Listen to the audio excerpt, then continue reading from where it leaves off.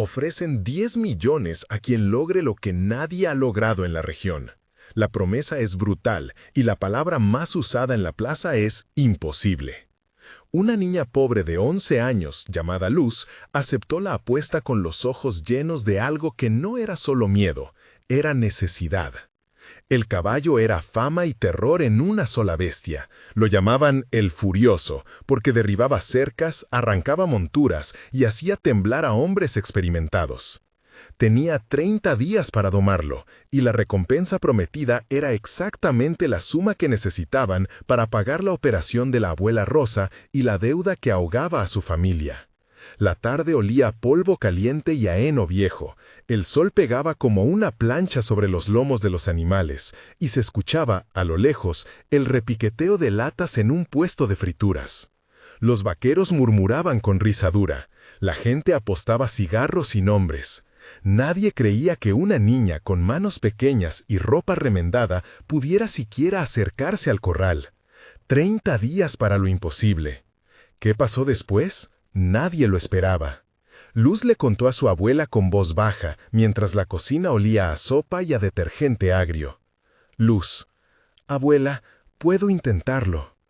Abuela Rosa: eres pequeña, hija, y el Furioso no perdona. Luz: yo sé escuchar su respiración, abuela, y sentir dónde guarda la rabia. Abuela Rosa se quedó en silencio, las manos temblando sobre la taza de barro. La promesa se dio en una cocina que sabía a pan quemado y a medicina amarga. Don Mateo, el dueño del rancho, llegó esa misma noche con la oferta oficial escrita en papel. 30 días, 10 millones, exhibición pública al final. Don Mateo: si lo logras, la plata es tuya. Luz: lo haré por la abuela. Javier el vaquero carraspeó con desdén. Javier: es una locura, niña. Carmen, la maestra del pueblo, que siempre veía más allá de la ropa rota, dijo: no la subestimen. El alcalde Ramírez firmó el papel con indiferencia, y la plaza explotó en apuestas. La llegada al corral fue una escena que olía a cuero viejo, a sudor animal y a madera caliente. El corral crujía, el suelo estaba lleno de polvo que se pegaba a las botas de todos. El Furioso levantó las orejas con un relincho seco que sonó como un golpe. La bestia tenía costras en los flancos, cicatrices viejas y una mirada que quemaba. Don Mateo: ese bicho no conoce ternura. Miguel, el hermano de Luz, la agarró del brazo con manos de niño. Miguel: no quiero que te hagan daño. Luz soltó la mano con firmeza. Luz: puedo tocarlo. La gente retrocedió, olfateando la posibilidad de espectáculo. Teresa la vecina murmuró: si la devora, al menos habrá risa. El primer intento fue un golpe de realidad. El Furioso pateó el suelo y lanzó un bufido que secó el aire. Luz sostuvo su manta, la que olía a lavanda vieja y humo, y dio un paso adelante. Primer contacto fue un cuadro sensorial. La respiración del caballo llegaba como un viento áspero. El olor a estiércol y a caballo mojado inundó sus fosas nasales. El pelo del animal raspaba la lana de su poncho con textura áspera. El sol rebotaba en las crines como si fueran cuchillas. El sonido de los cascos era un tambor grave que marcaba la tensión. Luz extendió su mano y dijo en voz baja: Luz, calma. El Furioso resopló y empujó contra la cerca. Javier: se va a comer a la nina. Don Mateo apretó los labios. Carmen observaba con las palmas abiertas, como si quisiera sostener la escena. Luz pasó la palma por la frente del caballo, y por un segundo que pareció eterno, el tiempo respiró distinto. Algo cambió. No fue sumisión inmediata, fue un reconocimiento mínimo, una pausa en la furia. La familia de Luz tenía una historia que pesaba como piedra, una backstory que explicaba por qué ella entendía lo que otros no veían. Luz nació en una casa de barro en las afueras del pueblo donde la ausencia de oportunidades era tan tangible como la humedad en los muros. Cuando tenía 6 años, su padre emigró y no volvió, y su madre, cansada y enferma, dejó la casa meses después. La abuela Rosa tomó a Luz bajo su cuidado y enseñó que escuchar era más valioso que ver. Rosa la llevaba a las cuadras, a los potreros, a sentir las respiraciones de los animales al amanecer. Luz aprendió a traducir el silencio en mapas, el temblor del heno bajo las pezuñas, el ritmo de la cola como un metrónomo, la forma en que un relincho cambiaba cuando había dolor. Fue en esas mañanas, con las manos llenas de tierra y el cuerpo helado por la brisa, que Luz desarrolló una paciencia casi táctil. La escasez modeló su urgencia. Cada moneda ahorrada por la abuela para la operación que necesitaban desaparecía en medicinas que no bastaban. Luz no era solo pobre en dinero, era pobre en margen de error. En ese hueco, su voluntad se volvió precisa y su oído se volvió brújula.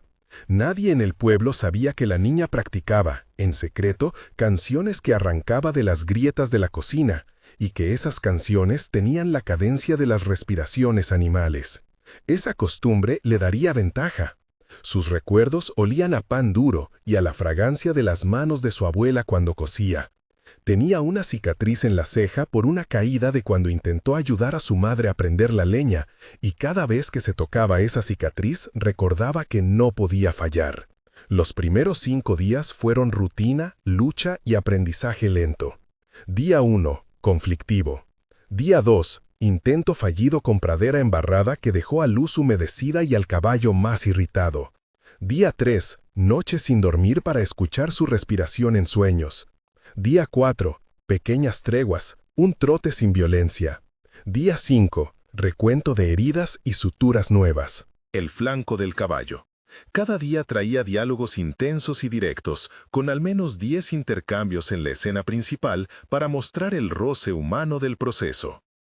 Luz, ¿por qué te vuelves loco cuando te acerco? El furioso relinchó. Javier, se vuelve loco porque lo toca quien es débil. Luz, la debilidad no enseña la paciencia.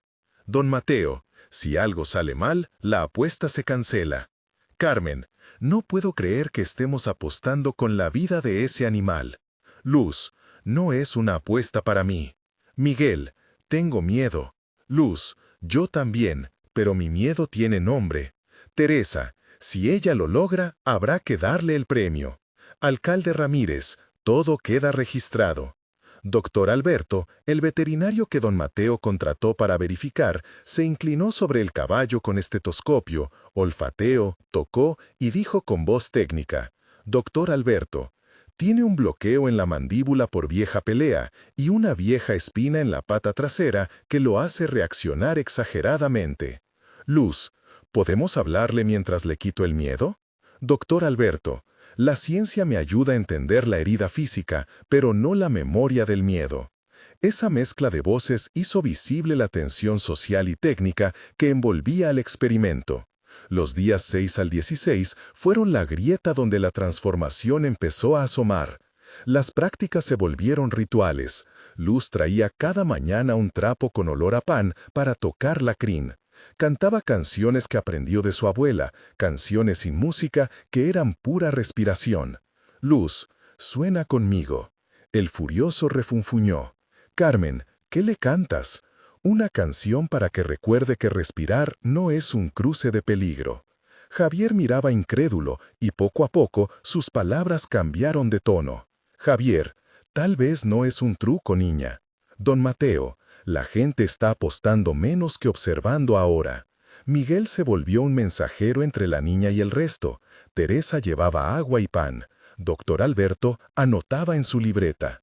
Cada escena importante tenía entre 5 y 6 descripciones sensoriales: la humedad en las narinas del caballo, el crujir de la madera bajo las botas, el sabor salado del sudor en las comisuras de los labios de Luz, el tacto áspero de las crines, el eco de su canción en la madera del corral. En una mañana lluviosa, Luz tocó la pata herida y olió hierro y tierra, sintió el pulso acelerarse y dijo: Luz, no te dejaré solo. El caballo la golpeó con la frente y la gente retrocedió. Ese momento marcó que la metodología de Luz era lenta, basada en presencia y ritual, no en atajos ni imposición. En una tarde que olía lluvia antes de caer, la comunidad se dividió. Algunos empezaron a creer, otros a burlarse. Los vaqueros apostaban a que su paciencia se agotaría. Don Mateo recibió llamadas del dueño original del caballo, que quería que lo vendieran. Alcalde Ramírez calculaba el efecto mediático. Miguel habló con la maestra Carmen, quien dijo: «Carmen, si esto funciona, sería una lección maravillosa». Para todos. Teresa. Ella podría enseñar a otros. Doctor Alberto replicó con una explicación técnica de 300 caracteres sobre cómo el dolor crónico puede condicionar reacciones de defensividad y cómo un trabajo sensorial puede reducir la hipervigilancia. Esa explicación técnica fue clave para que algunos entendieran lo que Luz hacía: tocar, escuchar, modular su respiración para que el animal aprendiera a sincronizarse. La semana 10 fue la primera vez que el caballo se dejó peinar sin tensarse completamente. Luz. «¿Lo ves, abuela? Él está distinto». Abuela Rosa lloró en silencio. Los días 17 al 25 fueron entrenamiento avanzado, ensayo para el clímax público. Luz tuvo entrenadores, no oficiales, sino observadores que aportaron cada uno algo. Doctor Alberto enseñó cómo sostener la pata sin provocar dolor. Miguel aprendió a hacer voz de distracción. Carmen organizó un pequeño ritual de canto que cuidaba los tiempos. Teresa llevó manojos de heno para que el olor ayudara a calmar. Don Mateo arregló una grada para la demostración final. En estas sesiones se veían diálogos extensos con 10 a 12 intercambios en la escena principal, donde cada palabra pesaba. Luz. «Si me empujo más, retrocede». Javier. «Es que no conoces la fuerza de ese animal». Luz. «Conozco su miedo y no es igual a la fuerza». Doctor Alberto. «La técnica es la tolerancia al estímulo. Eso podemos medir». Don Mateo. «La gente pagará por ver esto». Alcalde Ramírez. «Y la radio ya habló de ello». Carmen. «No lo transformamos para el show, lo hacemos para curarlo». Luz cantó una canción que su abuela le había enseñado, y el corral se llenó de un sonido que parecía de otra época. La comunidad lentamente dejó de sentirse como jurado y empezó a ser testigo. Llegó el día de la demostración pública con todo lo planeado y con la tensión en su punto más alto. El corral amaneció temprano con nubes bajas y olor a café quemado que la gente traía en termos. Las gradas se llenaron y el silencio se volvió un actor más. La escena sensorial era intensa. El polvo suspendido formaba un velo dorado. Se escuchaban respiraciones. El metal de las gradas vibraba bajo los pies. El olor a sudor y a pan recién hecho se mezclaba, y el sol hacía brillar la frente sudada de Luz. Antes de que comenzara el acto, hubo un intercambio de palabras que parecía una prueba ética. Don Mateo. ¿Estás segura, niña? Luz. Sí. Alcalde Ramírez. Recuerden que hay cámaras. Javier murmuró. Si hace esto, la plata es suya. Carmen buscó las manos de Luz en la multitud. Luz caminó hacia el furioso, y por unos segundos que parecieron un abismo, el corral fue tan silencioso que se oía la respiración de la gente. Doctor Alberto midió el pulso del caballo y dijo: «Doctor Alberto, se nota una disminución en la frecuencia cardíaca. Algo pasa». Luz comenzó la canción, bajó la voz y tocó el flanco con firme tranquila. El caballo, ante esa constancia, bajó la cabeza y se arrodilló. El sonido del público fue un suspiro profundo que se transformó en un ruido que parecía no saber si romper en aplausos o en incredulidad. Esa rodilla del animal ante la niña pobre fue la imagen que nadie pudo explicar con palabras simples. El clímax público trajo premio y dilema. Don Mateo depositó el dinero en un sobre. El público aplaudía entre lágrimas y risas incrédulas. Pero la escena no quedó sin sombra moral. En ese mismo instante apareció el comprador original que ofreció una suma mayor para llevárselo a una pista de exhibición, prometiendo fama y ganancias. Don Mateo se adelantó y dijo: «Don Mateo, la oferta está sobre la mesa». Luz miró el billete y su mano tembló. Miguel murmuró: «Necesitamos la plata, Luz». Abuela Rosa: «La operación, Luz». Teresa: «Piensa en la casa». Carmen: «Piensa en lo que hiciste».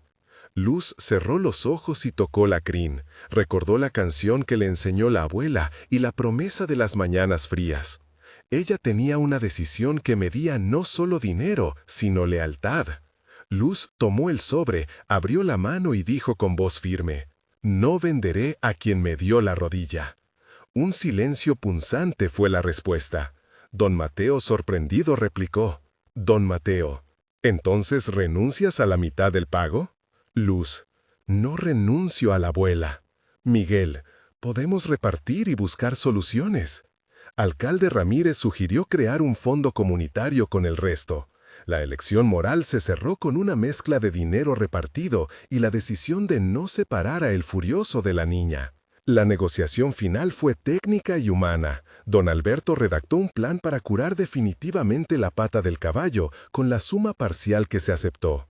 Don Mateo aceptó una cláusula de manutención en la que la familia de Luz y el rancho compartirían cuidados y, a la vez, un pequeño pago para la abuela. El comprador mayor se marchó con las manos vacías, pero con promesas de futuros acuerdos. El dinero no se usó entero para la operación, parte se destinó a crear un pequeño refugio, una especie de corral donde animales con heridas y miedos pudieran recuperarse con métodos similares a los de Luz. La comunidad aportó trabajo y el alcalde prometió seguimiento. Luz decidió quedarse en el rancho por un periodo para continuar el trabajo, enseñando lo que había aprendido sobre paciencia y canción. Epílogo. Un mes después. Un mes después, la operación de la abuela Rosa fue programada y la primera cuota fue cubierta. Luz levantaba heno temprano y los vecinos veían cómo la niña volvía cada mañana al corral para hablar con los caballos. La gente comentaba que algo había cambiado en el rancho, menos peleas entre animales, menos pánico en las cuadras y más tiempo dedicado a escuchar. Carmen organizó pequeñas clases donde Luz enseñaba sus canciones y su método de acercamiento. Miguel consiguió un trabajo pequeño repartiendo agua en la feria local y don Mateo tuvo que admitir que la inversión valió el cambio de reputación del rancho. La comunidad empezó a ver el proyecto como una forma de empleo y reparación social. Epílogo. 3 meses después. 3 meses después, la historia ya había viajado más allá del pueblo. Un periodista local publicó un reportaje con fotos de Luz y el furioso arrodillado, y varias ONGs se acercaron para estudiar el método. Con parte de la recompensa se compraron herramientas veterinarias básicas y se contrató a Dr. Alberto por un periodo para supervisar curaciones. La abuela Rosa salió del hospital con mejor ánimo, y la casa de Luz recibió pequeñas mejoras, una estufa menos ineficiente y un colchón nuevo para ahorrar frío por la noche. La escuela donde Carmen enseñaba recibió donaciones y comenzaron talleres de sensibilidad animal. La gente del pueblo que antes se burlaba ahora llevaba a sus animales para que Luz y los voluntarios trabajaran con paciencia. El proyecto informal empezaba a parecer una iniciativa real, con horarios, listas de espera y un plan de capacitación. Epílogo 6 meses después. 6 meses después, el rancho tenía la funda de un pequeño santuario que abría sus puertas a animales temerosos y a personas que querían aprender. Luz tenía una rutina: mañana en el corral, tarde en clases con Carmen, noche cantando con su abuela. El furioso vivía en el primer corral de rehabilitación y se acercaba a Luz sin tensiones. La ciudad había traído donaciones suficientes para mantener al santuario por meses, y el alcalde Ramírez incluyó el proyecto en las notas oficiales del municipio como ejemplo de economía social. Algunos vecinos empezaron a trabajar de forma remunerada en el lugar, aprendiendo oficios que antes eran inalcanzables. Miguel ya no era un niño con miedo, era un asistente que canalizaba las demoras en lo cotidiano. La abuela Rosa recuperó poco a poco fuerza y sostuvo la mirada orgullosa. Luz afirmó en una entrevista sencilla: «Luz, no gané solo dinero, gané la certeza de que escuchar salva». La frase se volvió lema local. El dinero se repartió con la decisión de priorizar salud y comunidad, y la elección moral que Luz tomó resonó en cada decisión siguiente. A lo largo de la historia se cumplieron elementos que nadie pensó que combinarían: una apuesta pública, una niña marginada como protagonista, el animal que simbolizaba la violencia social, una metodología basada en paciencia y canción, resistencia social y un riesgo real. También hubo escenas técnicas explicadas de forma accesible sobre cómo se trató la herida del caballo y cómo la rehabilitación sensorial funciona. Dr. Alberto explicó en palabras simples que la rehabilitación consistió en limpieza de la herida, desinflamación controlada y sesiones largas de contacto no invasivo acompañadas de estímulos olfativos y auditivos, que reprogramaron la respuesta de irritación en el caballo. Cada proceso técnico fue narrado como parte del cuidado humano para que la comunidad entendiera que la ciencia y la ternura pueden coexistir. Si sentiste el nudo en la garganta cuando Luz extendió la mano, escribe abajo. ¿Cuál habilidad consideras más decisiva para transformar lo imposible, paciencia, o escucha, o coraje? Escriban en una palabra al inicio de su comentario para que podamos leerlos más fácil. Los mejores comentarios serán leídos y respondidos en un futuro episodio donde mostraremos el santuario y las historias de los animales que llegaron después. Queremos saber si crees que la paciencia puede enseñarse o si proviene de una herida que solo algunos llevan consigo. Comenta paciencia, o escucha, o coraje y cuéntanos por qué en una frase. Tu aporte puede ser el impulso para que el proyecto reciba voluntarios. En la conclusión, lo que era terror se volvió confianza paso a paso. La consecuencia práctica fue una operación para la abuela, un santuario en ciernes y trabajo para gente del pueblo. La elección moral de Luz, quedarse con su compañero en lugar de venderlo al mejor postor, reafirmó que el dinero no siempre es la respuesta inmediata cuando la lealtad transforma redes sociales. Un mes después, la vida cotidiana ya mostraba diferencias. 3 meses después, la historia llegó a medios y atrajo apoyo. 6 meses después, el rancho era un lugar de aprendizaje y reparación. Cuando le preguntaron a Luz qué había ganado, ella sonrió y dijo: «Gané la certeza de que escuchar salva». Inscríbete para conocer más historias de personas que transforman lo imposible con paciencia y humanidad. Aquí contamos vidas y soluciones, no solo hazañas. Si te conmovió esta historia, comparte y apoya iniciativas locales que curan a su propio ritmo. Porque al final, ver no es el único verbo que importa, escuchar y tocar también curan.